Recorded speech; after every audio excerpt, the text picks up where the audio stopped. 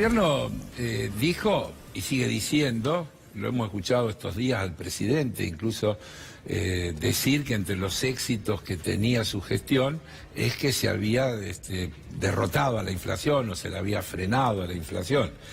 Los datos no le dan la razón como le sucede con muchas otras cosas. Es muy interesante, por ejemplo, ver el índice de la Ciudad de Buenos Aires. Digo, ¿por qué el índice de la Ciudad de Buenos Aires? En primer lugar, porque es donde Macri gobernó 8 años, es decir, hay 10 años de gobierno del PRO o de Cambiemos. El índice de la ciudad del mes de agosto fue superior al nacional, fue 1.6. Y el índice anual acumulado, 25.9. 25.9 es más que la inflación del 2015. Yo digo que eso era 23. Claro. Entonces, ¿qué es lo que tenemos? Que la inflación, digamos que se mantiene igual o más o menos, pero con una modificación sustancial desde el punto de vista de la redistribución del ingreso.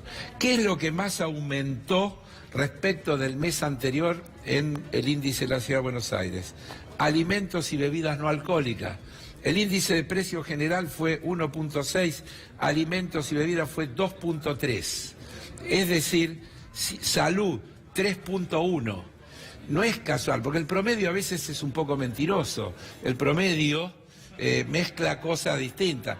¿Qué es lo que consume el grueso de la población? La semana pasada hablábamos y decíamos, en la Ciudad de Buenos Aires hay 10 y pico % de desempleo, pero ese desempleo es desigual. Hay 6 en la zona norte y 16 en la zona sur.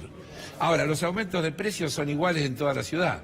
Quiere decir que esos habitantes del sur de la ciudad sufren mucho más el impacto de esos aumentos de precios. Gaseosas. Se vuelve seguramente la botella de agua en la mesa, y en todo caso la gaseosa será, como ocurría cuando uno era chico, el lujo del domingo. El sifón. El domingo se podía poner una gaseosa en la mesa alguna vez. Esto marca el decrecimiento del nivel de vida. Sí, claro. Agrego un dato, porque creo...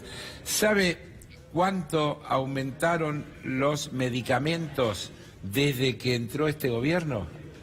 Yo calculo 95%. 95%. Exactamente 95%. Es decir, más 15 puntos más que la inflación acumulada. La inflación acumulada es 68 y pico, digamos 69% para dar un número redondo. Los medicamentos aumentaron el 95%. También hay, cuando uno se mete en detalle, hay algunos que aumentaron hasta el 150%. Es decir, algunos de esos los promedios requeridos. Claro, a eso habría que agregar, sí, por ejemplo, los ansiolíticos 147, los antiinflamatorios 130, los antiespasmódicos 121, los broncodilatadores 137, que son cosas muy usadas. Para dar algunos ejemplos nada más. Si uno se sigue metiendo algo, la hierba secándose al sol, oficializaron otro aumento de 5% en el precio de la hierba. Digo, cosas de marcado consumo popular.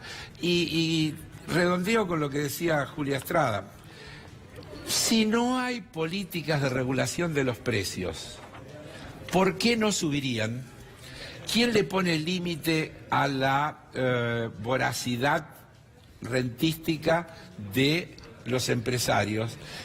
Uno tiene que entender que el sistema capitalista, si no tiene fuertes regulaciones, indefectiblemente va generando todo el tiempo una extracción de riqueza de la gran mayoría para concentrarlo en pocas manos. Ese dato que dábamos de España el otro día. España crece, 5 años creciendo, sin embargo hay un 15% más de pobres y hay un 23% más de millonarios.